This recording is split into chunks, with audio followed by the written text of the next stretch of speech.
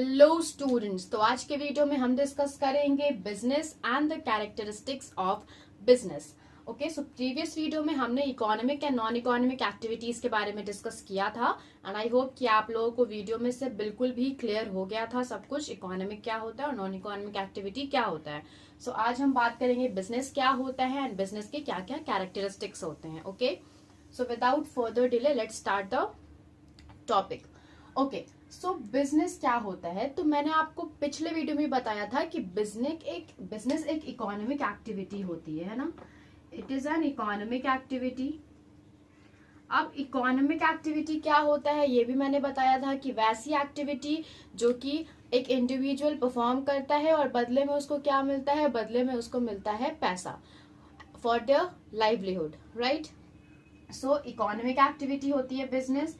फिर हमने क्या देखा था कि वैसी इकोनॉमिक एक्टिविटी जिसमें कि किसी भी गुड्स या सर्विसेज का परचेज या सेल होता है, राइट। किसी भी गुड्स या सर्विसेज को आप या तो बेचते हो या फिर खरीदते हो। तो यहाँ पे हम लिख सकते हैं कि purchase of goods and services.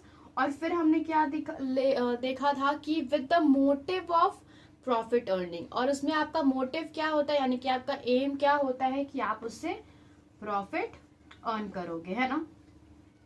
Fine. सो ये तीन चीजें हमने बिजनेस को जब समझा था तो इन तीन चीजों का भी डिस्कशन किया था।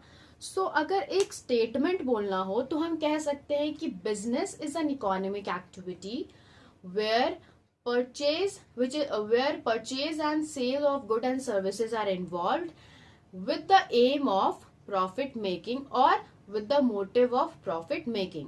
यानी कि बिजनेस एक ऐसी इकोनॉमिक एक्टिविटी है जहां पे गुड्स या सर्विसेज को बेचा जाता है या फिर खरीदा जाता है ना।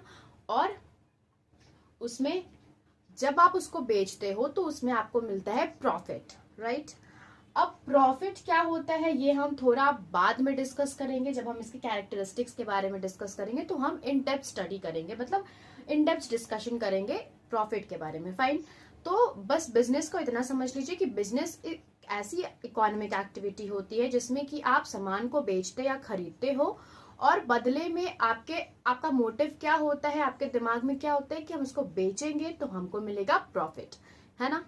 यानी कि उसमें सबसे मतलब कि अगर बिजनेस की बात हो रही है तो दो चीजों की जरूर बात होती है which is very common, that is profit. सबसे पहला इसमें आपका प्रॉफिट आता है और दूसरा आता है risk. Business is all about risk. जितना ज्यादा रिस्क आप लोगे उतना ज्यादा आपको प्रॉफिट होगा, ठीक है। अब हम इसके कैरेक्टरिस्टिक्स पे आता है। आई होप कि बिजनेस का मतलब आपको क्लियर हो गया है। अब हम इसके कैरेक्टरिस्टिक्स पे आते हैं। तो इसमें सबसे पहला कैरेक्टरिस्टिक है एन इकोनॉमिक एक्टिविटी। सो अभी जस्ट मैंने आपको समझाया कि इकोनॉमिक एक्टिविटी क्या होता है। सो बिजनेस जो है वो एक इकोनॉमिक एक्टिविटी होता है, ठीक है। यानी कि इसमें आप सामान को बेचते हो या खरीदते हो और आपको मिलता है पैसा। और इकोनॉमिक एक्टिविटी क्या होती है, इकोनॉमिक एक्टिविटी वैसी एक्टिविटी होती है जो कि एक इंडिविजुअल परफॉर्म करता है और बदले में उसको मिलता है पैसा, ठीक है। और नॉन इकोनॉमिक एक्टिविटी क्या होती थी कि इंडिविजुअल इसको परफॉर्म तो करता है but out of love, affection and sympathy, है ना। तो चलिए, पहला पॉइंट आई होप कि क्लियर हो गया है कि बिजनेस एक इकोनॉमिक एक्टिविटी है। फाइन। अब आते हैं इसके सेकंड कैरेक्टरिस्टिक्स पे, और सेकंड कैरेक्टरिस्टिक्स क्या बोलता है, production and procurement of goods and services.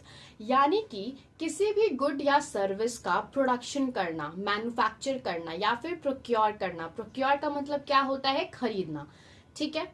अब फॉर एग्जाम्पल समझिएगा कि अगर हमको एक साइकिल का बिजनेस शुरू करना है, ठीक है। हम सोचे कि हम एक बिजनेस करते हैं शुरू साइकिल का, तो साइकिल बनाने के लिए जो भी साइकिल के लिए स्पेयर पार्ट्स जरूरी होते हैं, जैसे कि उसका व्हील हो गया या फिर जो चेन होता है और भी बहुत सारे पार्ट्स, तो या तो हम उसको बनाएंगे या फिर हम उसको कहीं से खरीदेंगे, राइट। या तो हम उसको बनाएंगे और नहीं तो उसको कहीं से खरीदेंगे। तो क्या हम करेंगे, खरीदेंगे तो किसी मैन्युफैक्चरर से खरीदेंगे या फिर किसी सप्लायर से खरीदेंगे, है ना। तो जब भी आप किसी भी गुड्स या सर्विसेज को परचेज करते हो या सेल करते हो या फिर आप मैन्युफैक्चर करते हो, ओके, तब वो आपका एक बिजनेस कहलाता है। Okay, so business has this characteristics कि इसमें प्रोडक्शन होता है और प्रोक्योरमेंट होता है गुड्स एंड सर्विसेज का। क्लियर? अब आते हैं इसके थर्ड कैरेक्टरिस्टिक्स पे। तो थर्ड कैरेक्टरिस्टिक क्या कहता है? Sale and exchange of goods and services, यानी कि किसी भी गुड्स या सर्विसेज को बेचना या फिर एक्सचेंज करना। अब इसको एक एग्जाम्पल के थ्रू समझिए कि मान लीजिए कि अगर हम एक बिस्किट का पैकेट लाते हैं दुकान से खरीदते और उसको खुद खा लेते हैं, so that activity will not be considered as business activity. क्यों? क्योंकि इसमें हम उस बिस्किट को लाके डायरेक्टली कंज्यूम कर लिए, हम उसको बेचे नहीं। बट वही अगर हम बिस्किट को लाते और उसको हम बेच देते किसी और को और हमको बदले में मिलता पैसा, तो हम कहते कि वो एक बिजनेस एक्टिविटी हो रहा है। Clear? Taking another example, let us understand it with another example कि मान लीजिए कि अगर हम घर पे खाना बना रहे हैं, ठीक है, और अपनी फैमिली मेंबर्स को खिला रहे हैं, so that activity will not be considered as business activity. क्यों? क्योंकि उसमें हम अपने कंजम्पशन के लिए, अपनी फैमिली के कंजम्पशन के लिए वो कर रहे हैं और इसमें हमको बदले में क्या नहीं मिल रहा है? बदले में हमको नहीं मिल रहा है पैसा, है ना। बट वही खाना बना के अगर उसको हम रेस्टोरेंट में बेच देते हैं और हमको बदले में मिल जाता है पैसा, तो हम कहेंगे कि this is an business, this is a business activity. Okay, so ये था आपका third, sale and exchange of goods and services, यानी कि कोई भी बिजनेस अगर होता है तो उसमें गुड्स एंड सर्विसेज का सेल या एक्सचेंज जरूर होता है। यानी कि अगर एक्सचेंज की बात करें तो समझ लीजिए कि जो साइकिल का है एग्जाम्पल लेते हैं, तो साइकिल का पार्ट हमको कौन दिया?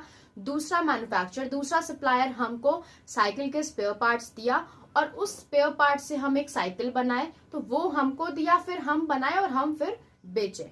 ठीक है, अगर वही हम बनाते फिर हम होलसेलर को बेच देते और होलसेलर रिटेलर को बेच देता, रिटेलर जाके अल्टीमेट कंज्यूमर्स को बेचता, तो वो भी एक exchange of goods and services ही कहलाएगा। ठीक है, अब आते हैं फोर्थ कैरेक्टरिस्टिक पे। फोर्थ कैरेक्टरिस्टिक क्या कहता है? Dealings with goods and services on regular basis.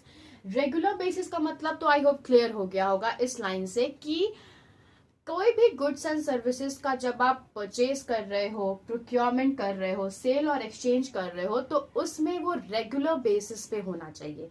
ये नहीं कि हम आज किए और 10 दिन बाद फिर हम काम छोड़ दिए, नहीं, ये नहीं होता है।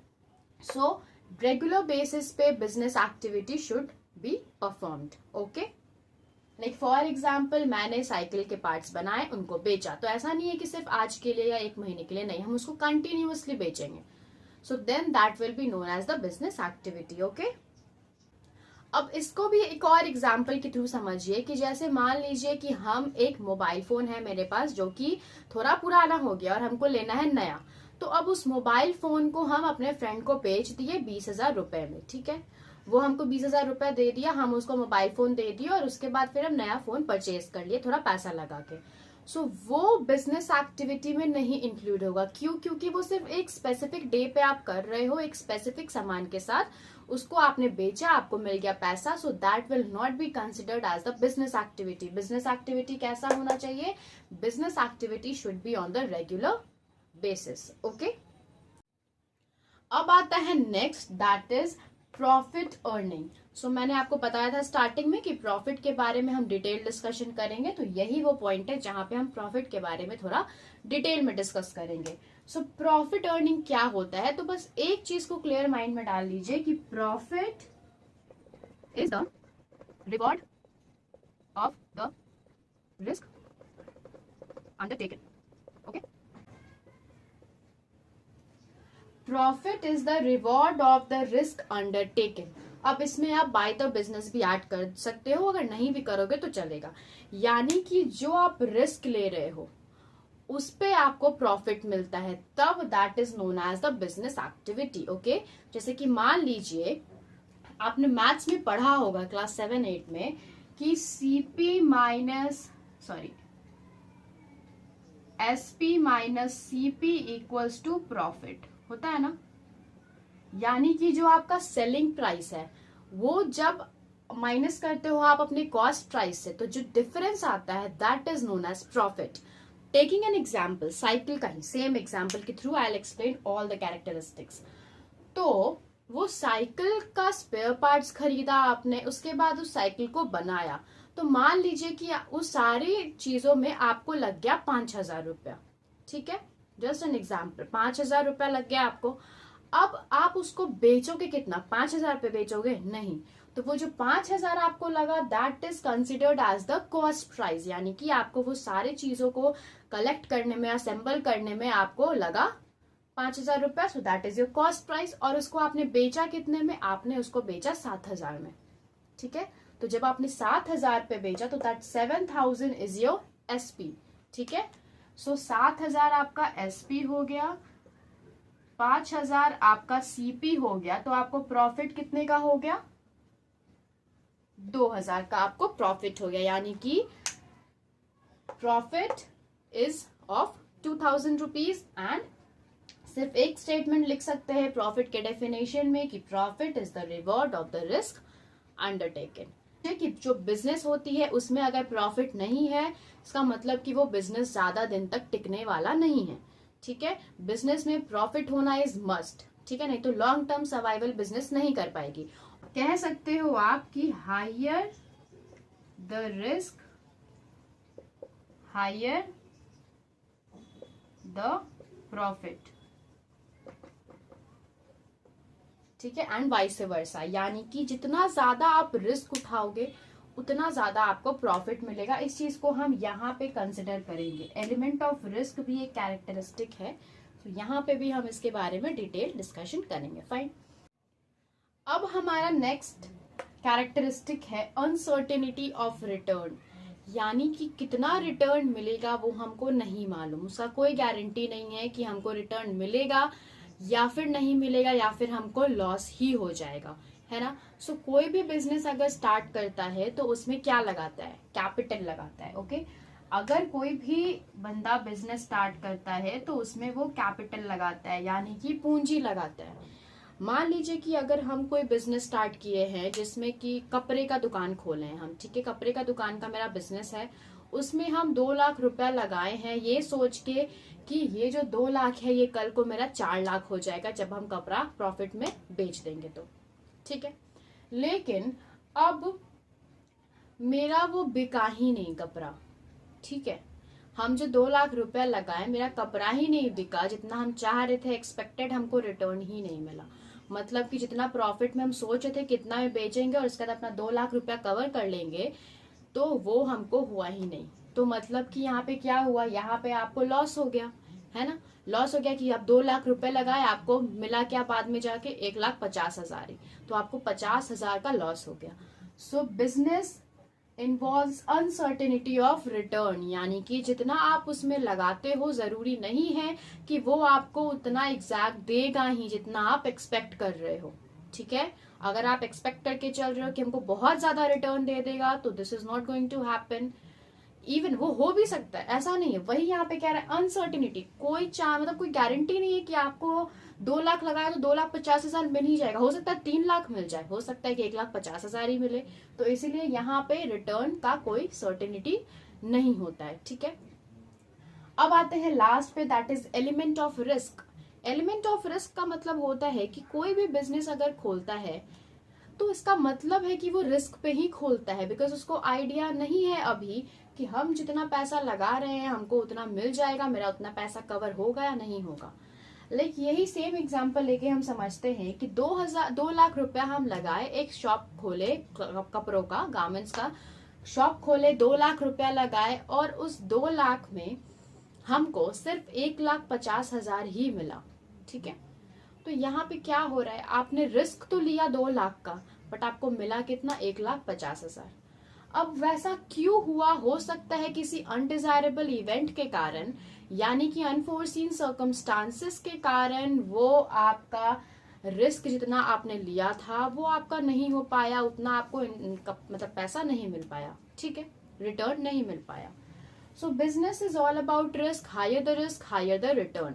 लेकिन अगर आप कोई बड़ा सा बिजनेस कर रहे हो, आपका कोई कह लो फर्नीचर का दुकान है, ठीक है, फर्नीचर का दुकान है, उसमें आप सामान बेच रहे हो, बनाने में आपको कॉस्ट प्राइस लग रहा है 50,000, आप उसको बेच रहे हो 60,000 70,000 में। तो यहाँ पे आपने रिस्क कितना का लिया, 50,000 का लिया, और बदले में आपको रिटर्न 70,000 का मिल रहा है। मतलब कि you have taken higher risk and you are getting higher returns. अब वहीं पे आप एक साइकिल का बिजनेस कर रहे हो, साइकिल में आपको मान लीजिए 5,000 रुपए लग रहा है, आप 7,000 में बेच रहे हो, यहाँ पे आपको कम रिस्क लग रहा है, कम रिटर्न मिल रहा है, ठीक है। अब एक और एग्जाम्पल समझिए इसका, कि मान लीजिए कि वही एग्जाम्पल को कंटिन्यू कर रहे हैं कि आपका कपड़ा का दुकान है, आपने 2 लाख उसमें पूंजी लगाई, आपको 2 लाख की जगह 1,50,000 ही मिला। उसका रीजन क्या है, अनडिजायरेबल इवेंट, यानी कि हो सकता है कि जिस कपड़ा को आपने खरीद के लाया वो ओल्ड फैशन हो गया, अब कंज्यूमर्स को वो पसंद ही नहीं आ रहा है, अब नया कपड़ा आ गया है मार्केट में और लोग उसी को परचेज कर रहे हैं। तो इसके वजह से आपको क्या रहना है, आपको अप टू डेट रहना है कि क्या अभी मार्केट का ट्रेंड चल रहा है, क्या हम बेचे जो कि बिकेगा, है ना। तो यही सब चीजें हैं, यही सब कैरेक्टरिस्टिक्स हैं बिजनेस की, और यही सब आपको समझना था। आई होप कि आपको क्लियर हो गया है। स्टिल अगर कोई भी कंफ्यूजन है, डू कमेंट में in the comment box below. And even अगर आप कोई सजेशन देना चाह रहे हो, कोई एडवाइस देना चाह रहे हो, या फिर कोई टॉपिक चाह रहे हो जो हम कवर करें, तो उसके लिए भी do comment in the comment box below.